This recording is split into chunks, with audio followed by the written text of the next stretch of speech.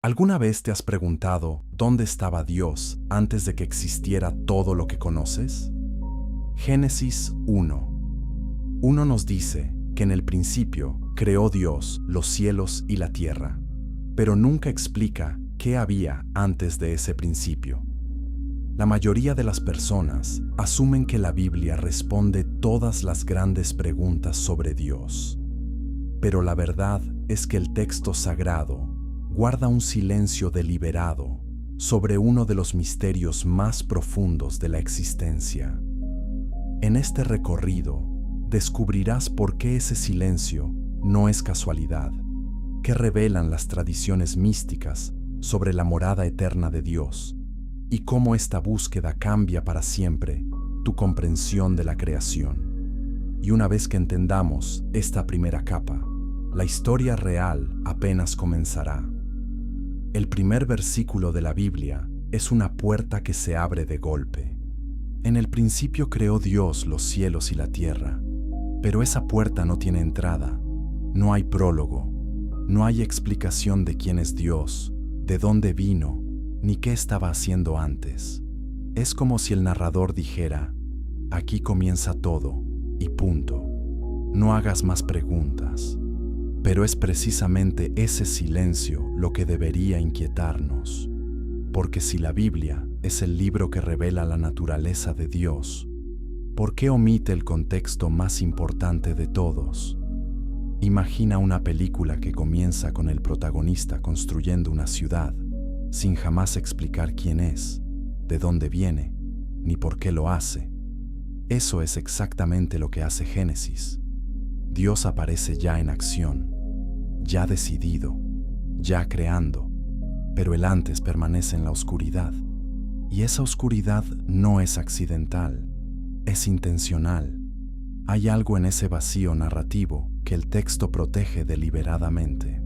Los primeros lectores de Génesis no tenían problema con esto. Para ellos, Dios era eterno, sin principio ni fin.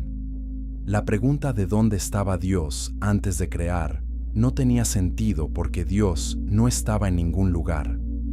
Dios era el lugar. Pero esa respuesta no satisface a la mente moderna. Queremos detalles, queremos imágenes, queremos coordenadas. Y lo que encontramos es solo silencio. Un silencio ensordecedor. Entonces surge la pregunta inevitable. ¿Ese silencio esconde algo? ¿Protege algo? ¿Nos está diciendo que no estamos listos para saber? Deuteronomio 29:29 declara: las cosas secretas pertenecen a Jehová nuestro Dios. Tal vez la existencia de Dios antes de la creación es una de esas cosas secretas. Algo tan vasto, tan incomprensible, que ni siquiera el lenguaje humano puede contenerlo. Pero si la Biblia no responde, ¿quién lo hace? Aquí es donde las tradiciones místicas entran en escena. Textos antiguos olvidados, visiones de profetas marginados, enseñanzas transmitidas en secreto de maestro a discípulo. Ellos no temen preguntar lo que la Biblia calla, y lo que revelan es perturbador, porque según estas fuentes, Dios no solo existía antes de la creación. Dios existía en un estado tan radicalmente distinto de todo lo conocido que llamarlo existencia casi es un error. Antes del tiempo, Dios no estaba en ninguna parte, porque no había partes, no había arriba ni abajo, no había luz ni oscuridad, no había espacio que ocupar. Y sin embargo, Dios era, totalmente, completamente, infinitamente. Y en esa plenitud absoluta, algo cambió. Algo se movió, algo decidió, y de esa decisión nació todo lo que existe. Pero ¿qué fue exactamente ese algo y por qué ocurrió? Es el misterio que apenas comenzamos a desentrañar. Si quieres saber más sobre los secretos que la Biblia no dice abiertamente, suscríbete ahora a este canal. Cada semana revelamos verdades ocultas que cambiarán tu forma de leer las Escrituras. No te pierdas el próximo video. Dale like si esta pregunta ya te tiene pensando. Y comenta: ¿crees que Dios tenía un propósito claro antes de crear ¿O fue un acto espontáneo? Ahora vamos más profundo, porque lo que viene a continuación desafiará todo lo que creías saber sobre el origen de la realidad. Capítulo 2. La morada invisible de Dios. Dios existía antes del tiempo. Esa frase es fácil de decir, pero casi imposible de comprender, porque todo lo que conocemos está atrapado en el tiempo. Nacemos, crecemos, envejecemos, morimos. Todo tiene un antes y un después. Pero si Dios existía antes del tiempo, entonces Dios existía en un estado donde no había antes ni después, solo un eterno ahora, un presente perpetuo, sin cambio, sin movimiento, sin historia. Primera de Timoteo 6:16 describe a Dios como el único que tiene inmortalidad, que habita en luz inaccesible, no luz brillante, no luz cegadora, sino luz a la que nadie puede llegar, ni siquiera acercarse. Es una luz que está fuera del alcance de toda criatura. Y si Dios habitaba en esa luz antes de la creación, entonces su morada era un lugar que no era lugar, un espacio que no era espacio, una realidad tan diferente de la nuestra que nuestras palabras se quiebran al intentar describirla. Los místicos judíos llaman a ese estado Ein Sof, el infinito, lo sin fin, lo sin forma, lo sin nombre. Ein Sof no es un Dios personal. No tiene rostro, no tiene voluntad, no tiene emociones. Es pura esencia, pura existencia, tan absoluto que decir cualquier cosa sobre él ya es limitarlo. Y antes de la creación, según la Cábala, Dios era solo eso, Ein Sof, un océano infinito de luz divina, sin orillas, sin profundidad, sin superficie. Pero aquí viene lo inquietante. Si Dios era infinito, ¿cómo pudo crear algo finito? Si Dios llenaba todo, ¿dónde había espacio para el universo? Si Dios era todo, ¿cómo pudo hacer algo que no fuera Él mismo? Esta es la paradoja central de la creación. Y la respuesta que dan los cabalistas es escalofriante. Dios tuvo que retirarse, tuvo que contraerse, tuvo que hacerse a un lado. Y ese acto de retiro se llama Tzimtzum. Imagina una luz tan intensa que llena todo. Ahora imagina que esa luz decide, por amor, apagarse un poco. No porque sea débil, sino porque quiere dejar espacio para que algo más exista. Eso es Tzimtzum. Dios se retiró hacia adentro de sí mismo. Creó un vacío dentro de su propia esencia. Un espacio oscuro, un espacio vacío. Y en ese vacío, el universo pudo nacer. Sin ese retiro, la creación habría sido imposible, porque todo habría sido consumido instantáneamente por la luz de Dios. Pero esto plantea otra pregunta perturbadora. Si Dios tuvo que retirarse para crear, ¿significa eso que Dios ya no está en todas partes? ¿Que hay lugares donde Dios no está? Los textos místicos responden que no, que incluso en su retiro, Dios sigue presente, pero de una manera velada, oculta, como un rey que se disfraza para caminar entre su pueblo sin ser reconocido. Dios está aquí, pero escondido. Dios llena todo, pero disfrazado de vacío. Isaías 45:15 dice: verdaderamente tú eres Dios que te encubres. No dice que Dios se fue, dice que Dios se esconde. Y se esconde porque si se revelara completamente, el universo no podría soportarlo. La creación es un acto de amor, pero también de ocultamiento. Dios se cubre para que nosotros podamos existir. Se disfraza de leyes naturales, de gravedad, de luz, de materia, y detrás de todo eso, sigue siendo Él. Entonces, ¿dónde estaba Dios antes de crear?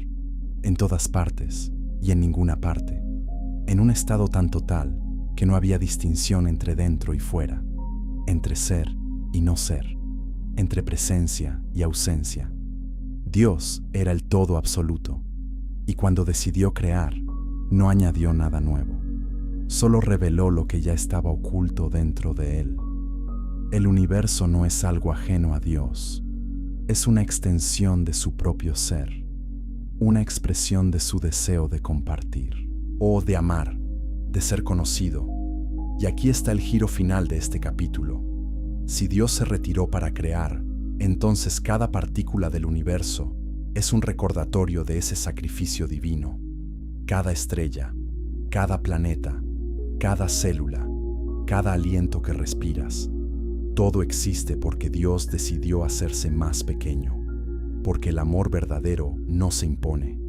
El amor verdadero hace espacio, y Dios hizo espacio para ti, antes de que nacieras, antes de que hubiera tiempo, antes de que hubiera luz.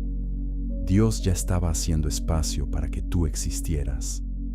Comparte este video con alguien que necesite entender cuánto amor hay detrás de la creación.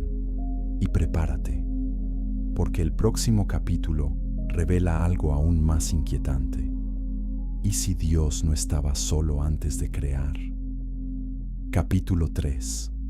El misterio de la soledad divina. Si Dios era perfecto, completo, infinito, ¿por qué decidió crear? Esa pregunta ha perseguido a teólogos durante milenios, porque si Dios no necesita nada, si no le falta nada, entonces la creación no puede ser una necesidad. Tiene que ser algo más. Y ese algo más es lo que hace que el acto de crear sea tan misterioso, tan profundo, tan perturbador. Una respuesta tradicional es que Dios creó por amor, que el amor busca naturalmente compartirse, darse, multiplicarse, y hay verdad en eso. Pero esa respuesta no explica por qué un Dios que ya es amor perfecto necesitaría un objeto externo para amarlo. Si Dios es Trinidad, Padre, Hijo y Espíritu Santo, entonces Dios ya es una comunidad de amor eterno. Ya tiene relación, ya tiene comunión, ya tiene el otro. Entonces, ¿por qué crear algo más? El Zohar, uno de los textos más importantes de la mística judía, sugiere algo inquietante, que antes de la creación, Dios experimentaba algo parecido a la soledad. No una soledad humana, llena de tristeza o carencia, sino una soledad divina, un deseo misterioso de que hubiera otro, de que hubiera alguien que no fuera Él, alguien que pudiera mirarlo, reconocerlo, amarlo libremente. Y ese deseo no nació de una falta, sino de una plenitud tan grande que necesitaba desbordarse. Piensa en un artista que crea una obra maestra. No la crea porque le falte algo, la crea porque tiene algo dentro que debe salir. La creación es un acto de desbordamiento, de exceso, de generosidad, y Dios, en su plenitud infinita, desbordó. Y de ese desbordamiento nació el universo, las estrellas, los ángeles, los humanos. Todo es el resultado de un deseo divino de compartir su ser. Pero aquí está el detalle que pocos consideran. Si Dios creó para no estar solo, ¿eso significa que la creación terminó con su soledad? ¿O la profundizó? Porque ahora hay seres que pueden alejarse de Él, que pueden rechazarlo, que pueden ignorarlo. Antes de la creación, Dios era uno con todo. Después de la creación, Dios experimenta la distancia, la separación, el dolor de ser olvidado, y tal vez eso fue parte del plan. Tal vez Dios eligió la vulnerabilidad del amor verdadero, porque solo un amor que puede ser rechazado es un amor verdadero. Oseas 11:8 refleja ese dolor divino.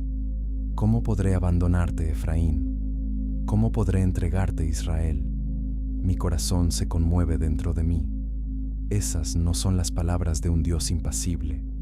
Son las palabras de un Dios que sufre, que siente, que ama hasta el punto de la vulnerabilidad.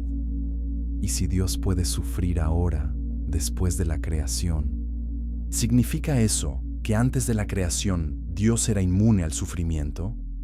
¿O acaso el sufrimiento es parte eterna de su naturaleza, algo que asumió al elegir crear? La teología cristiana enseña que Dios es inmutable, que no cambia. Pero si Dios no cambia, ¿cómo pudo pasar de no crear a crear? ¿Cómo pudo pasar de estar solo a estar acompañado? ¿Cómo pudo pasar de no sufrir a sufrir? Estas preguntas no tienen respuestas fáciles. Y tal vez ese es el punto. Tal vez Dios no quiere que lo entendamos completamente. Porque un Dios que podemos entender completamente no es Dios. Es solo una idea, una construcción mental, un ídolo conceptual. El verdadero Dios es el que escapa a nuestras categorías, el que rompe nuestras expectativas, el que nos desconcierta. Y parte de ese desconcierto es aceptar que Dios puede ser a la vez perfecto y vulnerable, completo y deseoso, inmutable y dinámico. Estas paradojas no son contradicciones, son señales de que estamos tocando algo real, algo más grande que nuestra lógica. Entonces, ¿estaba Dios solo antes de crear? La respuesta es sí y no. Estaba solo en el sentido de que no había otro, pero no estaba solo en el sentido de que su propia esencia era comunión. Padre, Hijo y Espíritu Santo. 3 personas en un solo Dios. Un misterio de relación eterna. Y de esa relación eterna brotó el deseo de incluir a otros, de expandir el círculo, de invitar a criaturas finitas a participar en la vida infinita de Dios. Y aquí está la parte que cambia todo.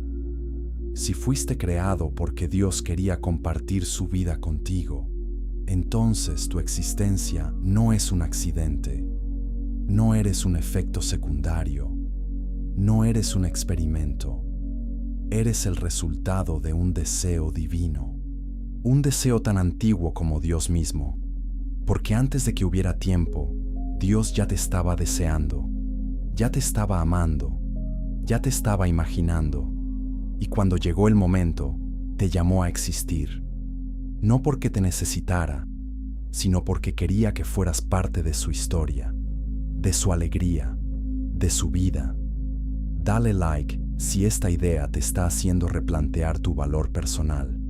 Y comenta, ¿sientes que Dios te creó por amor o por otro motivo? Ahora vamos a descubrir algo aún más enigmático. Porque antes de crear a los humanos, Dios no estaba solo. Había otros seres con Él, seres que presenciaron el nacimiento del universo, y lo que vieron cambió todo. Capítulo 4. El Consejo Celestial Olvidado. La mayoría de las personas creen que Dios creó solo, que fue una decisión unilateral, que no consultó con nadie. Pero la Biblia cuenta otra historia. Una historia que muchas tradiciones prefieren ignorar, porque si la lees con atención, descubres que Dios no estaba solo cuando creó. Había otros seres presentes, seres celestiales, inteligencias angélicas, y no solo estaban ahí como testigos pasivos, participaban, opinaban, y en algunos casos incluso se oponían. Job 38, 4-7 es uno de los pasajes más reveladores de toda la Escritura. Dios le pregunta a Job, ¿dónde estabas tú cuando yo fundaba la tierra?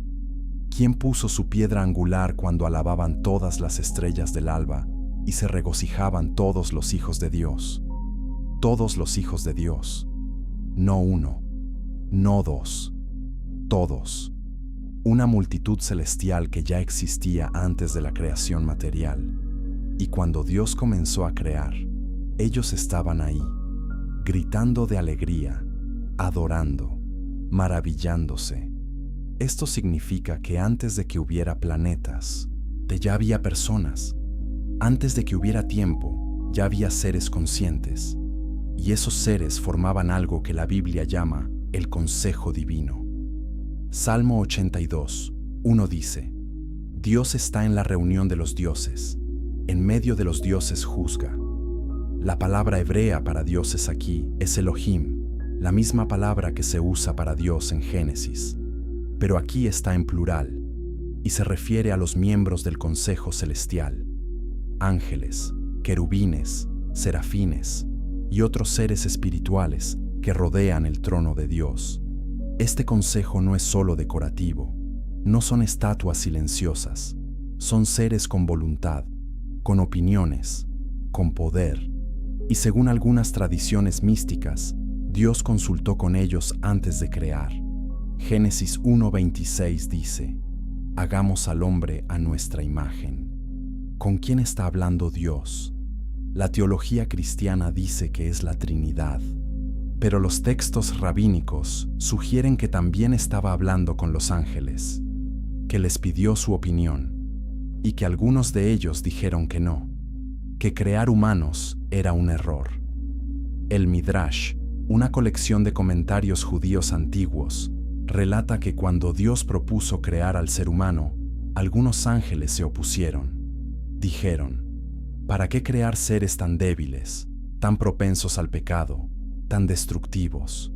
Argumentaron que los humanos causarían dolor, guerra, injusticia, que no valía la pena, pero Dios decidió crear de todos modos, y según algunas versiones de la historia, destruyó a los ángeles que se opusieron, o los expulsó del cielo, y ahí es donde la historia de Lucifer entra en escena, porque si algunos ángeles se opusieron a la creación de los humanos, eso da un contexto completamente nuevo a la rebelión de Satanás.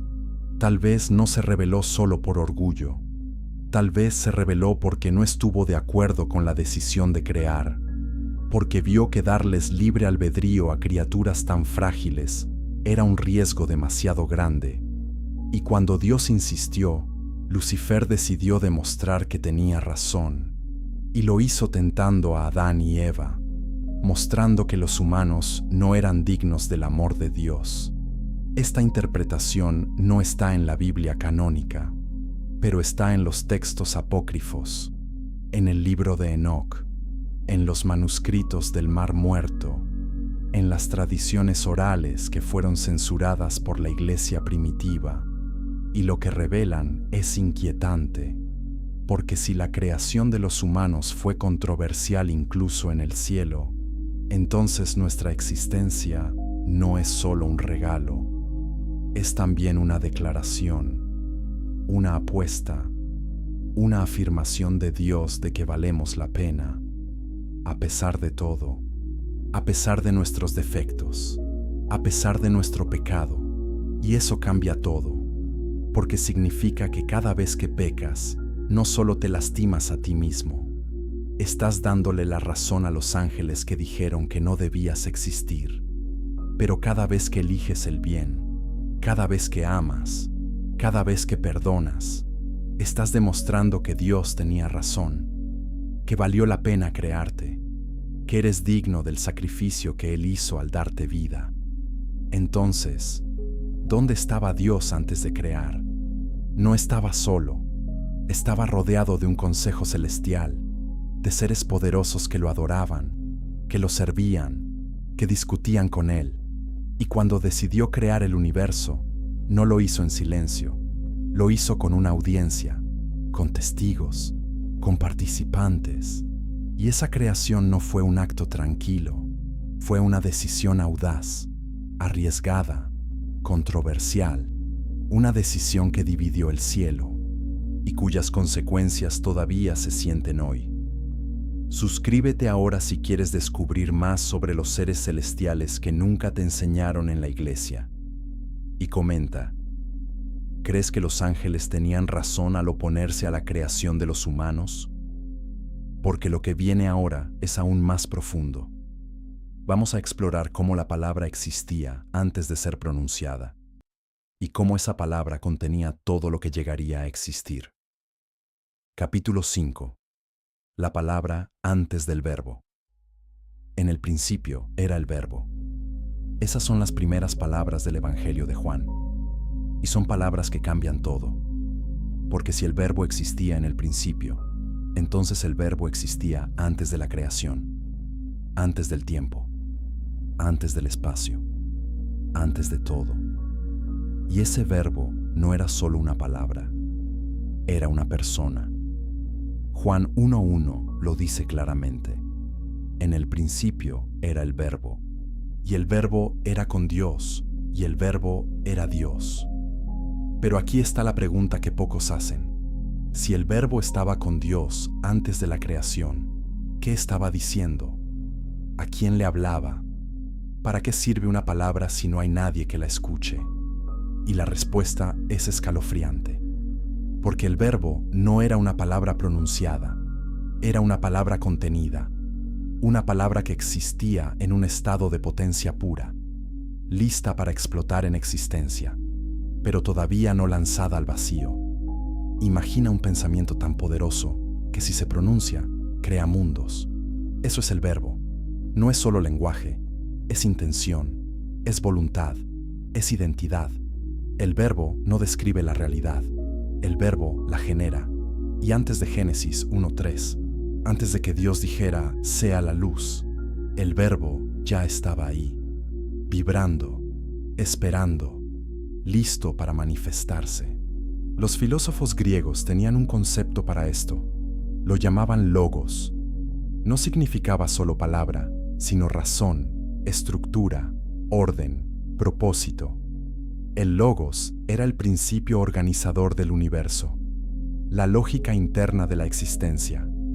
Y cuando Juan escribió su evangelio, tomó ese concepto griego y lo identificó con Jesucristo, diciendo, el logos no es una idea abstracta, es una persona, y esa persona estuvo con Dios desde siempre, y esa persona es Dios.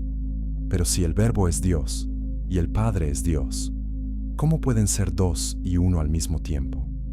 Esa es la paradoja de la Trinidad, y es una paradoja que no se puede resolver con lógica, solo se puede aceptar con asombro, porque Dios no es una unidad simple, es una unidad compleja, una comunidad, una relación, Padre, Hijo y Espíritu Santo. 3 personas, un solo Dios.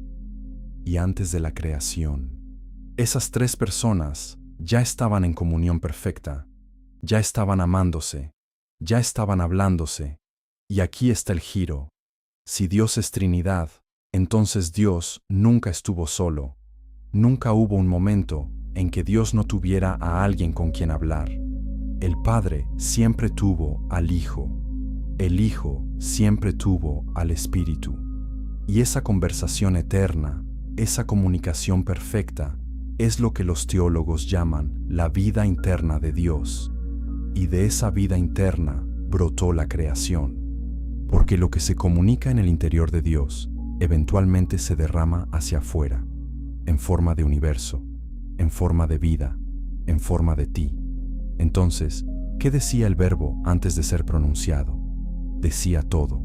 Decía las estrellas, decía los océanos, decía los árboles, decía tu nombre.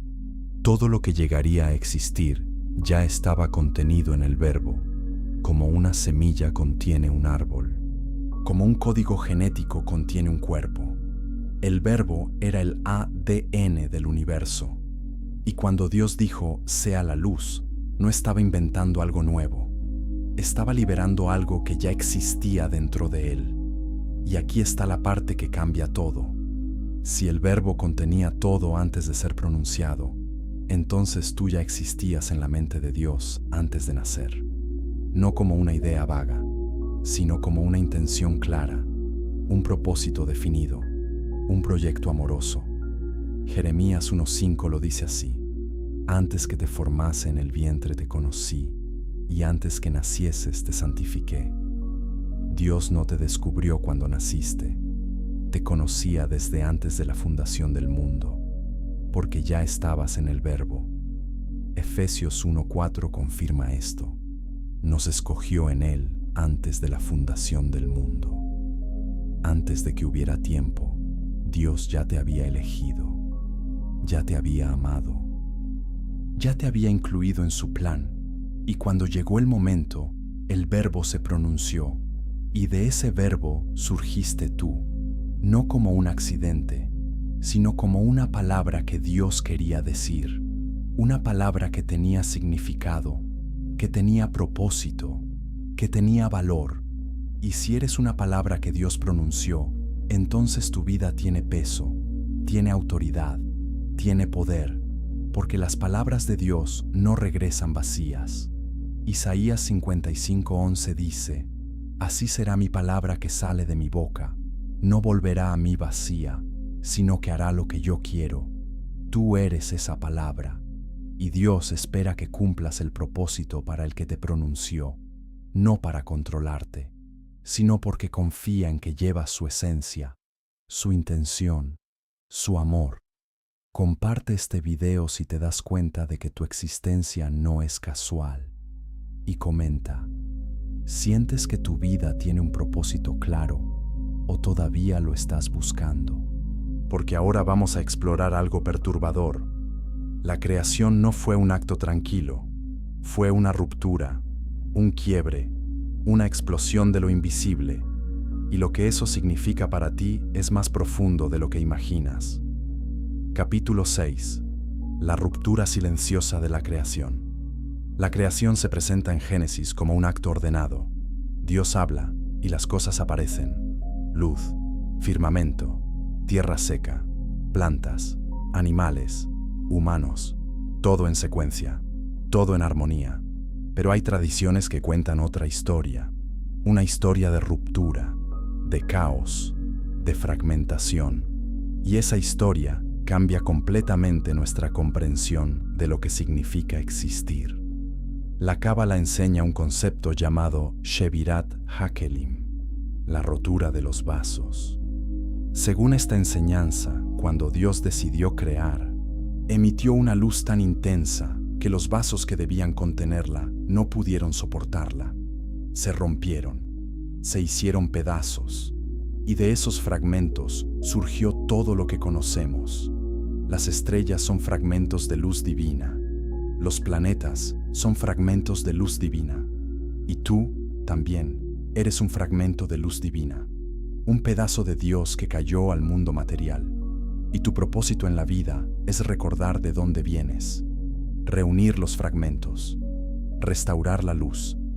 Esta idea es radical, porque significa que el universo no es perfecto, que la creación no salió como se planeó, que hay algo roto en la esencia misma de la realidad. Y eso explica por qué el mundo está lleno de dolor, de injusticia, de muerte. No porque Dios sea cruel, sino porque la creación misma es un proyecto inacabado, un proceso en desarrollo, una historia que todavía no termina. Génesis 1:2 insinúa esto: y la tierra estaba desordenada y vacía, y las tinieblas estaban sobre la faz del abismo. Desordenada y vacía.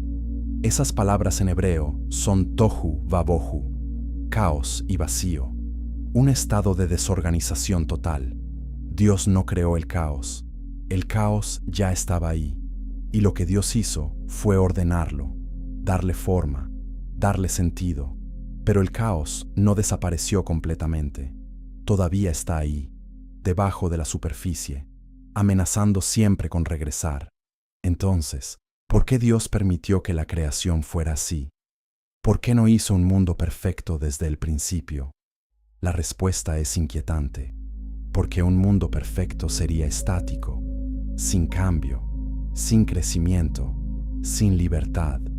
Y Dios no quería crear robots, quería crear personas, seres capaces de elegir, de amar, de crear. Y para que eso fuera posible, tenía que haber espacio para el error, para el dolor, para la lucha. Y aquí está el giro final. Si la creación es un proyecto inacabado, entonces tú eres parte de ese proyecto. No eres solo un espectador, eres un co-creador. Cada decisión que tomas, cada acto de amor, cada acto de justicia, está ayudando a reparar los vasos rotos, está restaurando la luz, está completando la creación. Y eso significa que tu vida tiene un peso cósmico, que tus elecciones importan, que no estás aquí por accidente. Mateo 5:14 lo dice claramente. Vosotros sois la luz del mundo. No dice que deberías serlo, dice que ya lo eres, porque llevas dentro de ti un fragmento de la luz divina que se rompió en la creación. Y tu tarea es dejar que esa luz brille, no esconderla, no apagarla, sino dejarla brillar con toda su fuerza, para que otros vean, para que otros recuerden, para que otros se unan en la restauración. Pero aquí está el problema. La mayoría de las personas viven sin saber esto. Viven como si fueran solo carne, solo materia, solo accidentes químicos, y por eso se sienten vacías, porque están desconectadas de su verdadera naturaleza, de su origen divino, de su propósito cósmico, y la única manera de reconectarse es recordar. Recordar de dónde vienes, recordar quién eres, recordar que eres un fragmento de Dios. Y eso no es arrogancia, es humildad, porque si eres un fragmento de Dios, entonces todos los demás también lo son. Y tratarlos mal es tratar mal a Dios, y amarlos es amar a Dios. Primera de Juan 4:20 lo dice así: el que no ama a su hermano a quien ha visto, ¿cómo puede amar a Dios a quien no ha visto? Amar al prójimo no es solo un mandamiento moral, es una verdad ontológica, porque el prójimo es Dios disfrazado, y tú también. Dale like si esta revelación te está cambiando la forma de verte a ti mismo, y comenta, ¿sientes que llevas luz divina dentro de ti o te cuesta creerlo? Porque ahora vamos a explorar el nombre que nunca fue pronunciado, el nombre que, si se dijera, cambiaría todo, y lo que ese nombre revela sobre quién es realmente Dios. Capítulo 7. El nombre que nunca fue pronunciado. Los nombres tienen poder. Eso es algo que todas las culturas antiguas sabían. Nombrar algo es tener autoridad sobre ello. Por eso Dios le pidió a Adán que nombrara a los animales, para que ejerciera dominio sobre ellos. Y por eso los padres eligen con cuidado el nombre de sus hijos. Porque el nombre no es solo una etiqueta, es una identidad, un destino, una declaración de quién es alguien. Pero Dios nunca reveló completamente su nombre. Cuando Moisés le preguntó cómo se llamaba, Dios respondió, yo soy el que soy, o en hebreo, Ehyeh, Asher, Ehyeh. Y eso no es realmente un nombre, es una evasión, una no respuesta. Como si Dios dijera, no puedo decirte mi nombre, porque si lo supiera podrías controlarme, podrías limitarme, podrías definirme, y yo no soy definible. El nombre que más se acerca es el tetragramatón, I-H-W-H, 4 letras hebreas que se consideraban tan sagradas que no se podían pronunciar. Los judíos las leían, pero no las decían. En su lugar, decían Adonai, que significa Señor, porque pronunciar el nombre real de Dios era demasiado peligroso, demasiado poderoso, demasiado íntimo. Era como tocar un cable de alta tensión con las manos desnudas. Podía matarte, pero aquí está el detalle que pocos conocen.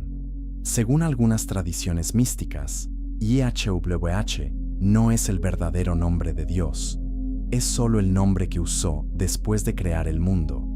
Antes de la creación, Dios tenía otro nombre, un nombre primordial, un nombre que nunca fue escrito, nunca fue pronunciado, nunca fue revelado, porque ese nombre contenía todo el poder de Dios, y si alguien lo supiera, podría deshacer la creación, podría revertir el tiempo, podría fusionar el mundo con la esencia de Dios, y todo dejaría de existir. Entonces, ¿por qué Dios ocultó ese nombre? No por debilidad, sino por amor, porque si el nombre fuera conocido, no habría libre albedrío, no habría misterio, no habría fe, todo sería evidente, todo sería obligatorio. Y Dios no quiere sirvientes obligados, quiere hijos que lo elijan, amigos que lo busquen. personas que lo amen porque quieren, o no porque tienen que hacerlo. Y por eso se llama a sí mismo Yo Soy, porque ese es el único nombre que no limita, que no define, que no encierra. Yo Soy es un presente eterno, un estado de existencia pura, sin pasado, sin futuro, solo ahora, solo ser. Y ese es el Dios que está más allá de todos los nombres, el Dios que no puede ser capturado por el lenguaje, el Dios que siempre es más de lo que podemos decir. Pero aquí está la promesa. Apocalipsis 2:17 dice: Al que venciere, le daré una piedrecita blanca, y en la piedrecita escrito un nombre nuevo, el cual ninguno conoce, sino aquel que lo recibe. Un nombre nuevo, un nombre secreto, un nombre personal. Eso significa que Dios tiene un nombre para ti, un nombre que solo tú conocerás, un nombre que define tu identidad más profunda, tu propósito, tu esencia.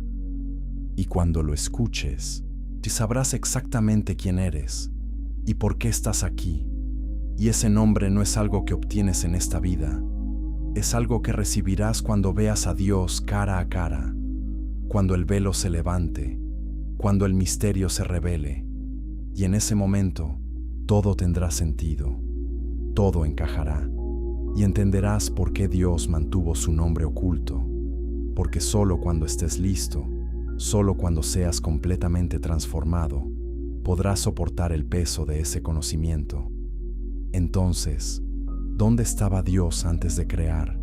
Estaba en el silencio de su nombre, en la plenitud de su identidad, en la profundidad de su ser, sin necesidad de ser llamado, sin necesidad de ser nombrado, porque era, simplemente era, y de ese ser puro brotó todo lo demás, todas las criaturas, todos los nombres, todas las identidades, todo viene de Él, y todo regresa a Él.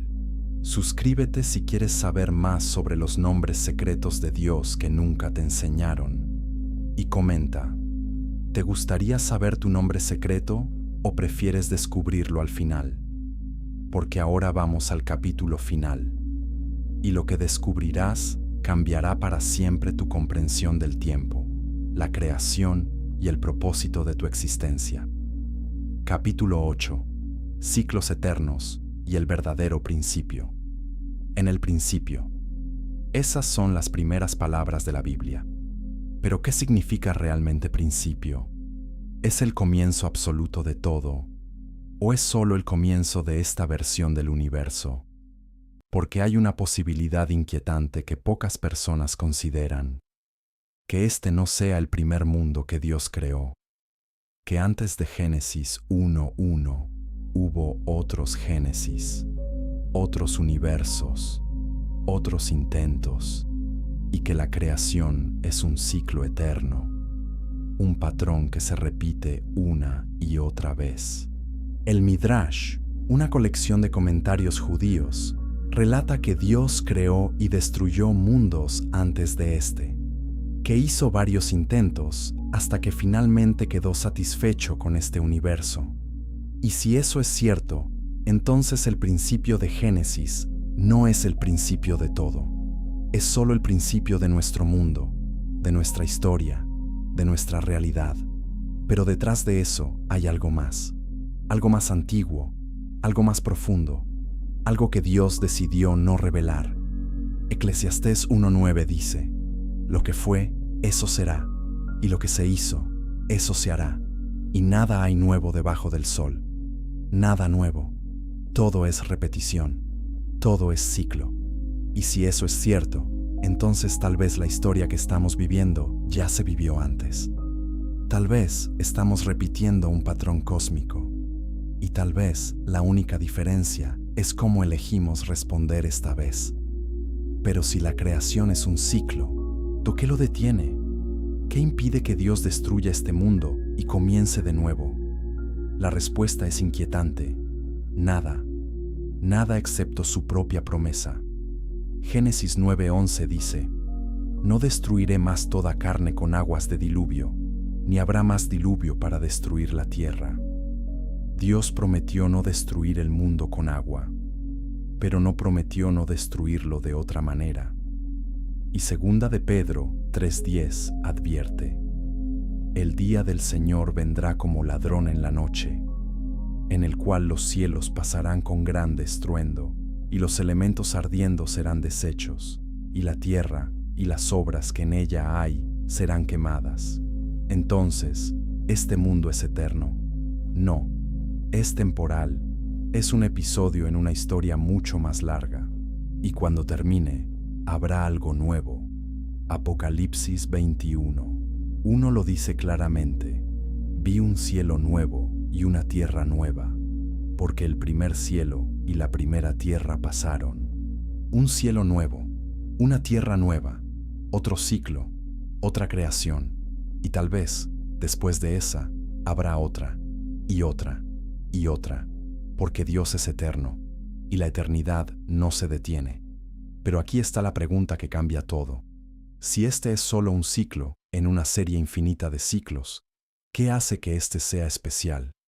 ¿Qué hace que tu vida importe? Y la respuesta es: tú. Tú haces que este ciclo sea especial, porque en este ciclo Dios decidió encarnarse, decidió hacerse humano, decidir morir en una cruz. Y ese acto no se puede deshacer, no se puede repetir. Es único, es definitivo, es el punto de inflexión de toda la historia cósmica. Y por eso este ciclo es diferente, porque en este ciclo Dios se reveló completamente, no como una idea, no como una fuerza, sino como una persona, como Jesucristo. Y cuando lo hizo, rompió el patrón. Rompió la repetición y abrió la posibilidad de que este ciclo sea el último, que este sea el mundo que finalmente logra lo que Dios siempre quiso, una creación que lo elige libremente, que lo ama genuinamente, que participa en su vida eterna. Y eso depende de ti, de tus decisiones, de tu fe, de tu amor, porque si este ciclo termina bien, si este mundo finalmente se reconcilia con Dios, será porque personas como tú decidieron decir que sí, decidieron creer, decidieron amar, decidieron seguir. Y eso no es presión, es honor, es privilegio, es propósito. Entonces, ¿dónde estaba Dios antes de crear el mundo? Estaba en la eternidad, en un ciclo interminable de amor, creatividad y expresión. Y cuando decidió crear este mundo, no lo hizo por necesidad, lo hizo por amor, porque quería compartir, porque quería incluir, porque quería que tú fueras parte de su historia. Y ahora que estás aquí, la pregunta no es dónde estaba Dios, la pregunta es dónde estás tú. ¿Estás viviendo como si tu vida importara? ¿Estás eligiendo el amor? ¿Estás participando en la restauración del mundo? ¿O estás solo dejando que la vida te pase? Porque si Dios hizo todo esto por ti, si retrocedió para darte espacio, si se ocultó para que pudieras buscarlo, si se encarnó para mostrarte el camino, entonces lo menos que puedes hacer es responder, no con miedo, no con obligación, sino con gratitud, con asombro, con amor. Y si has llegado hasta aquí, hasta el final de este video, entonces ya has dado el primer paso. Ya has elegido buscar. Ya has elegido preguntar. Ya has elegido no conformarte con respuestas fáciles. Y eso es exactamente lo que Dios quería, porque Él no busca seguidores ciegos, busca buscadores apasionados, personas que no tienen miedo de hacer las preguntas difíciles, personas que no se conforman con tradiciones vacías, personas como tú. Así que suscríbete ahora, comparte este video y únete a la comunidad de personas que están redescubriendo los misterios más profundos de la fe, porque esta es solo la primera pregunta. Hay muchas más por delante, y cada una te llevará más profundo, más cerca, más adentro del corazón de Dios. Y cuando llegues ahí, descubrirás que lo que estabas buscando no estaba afuera, estaba adentro de ti. porque antes de que nacieras, antes de que hubiera tiempo, antes de que hubiera luz, Dios ya te conocía, ya te amaba y ya te estaba esperando.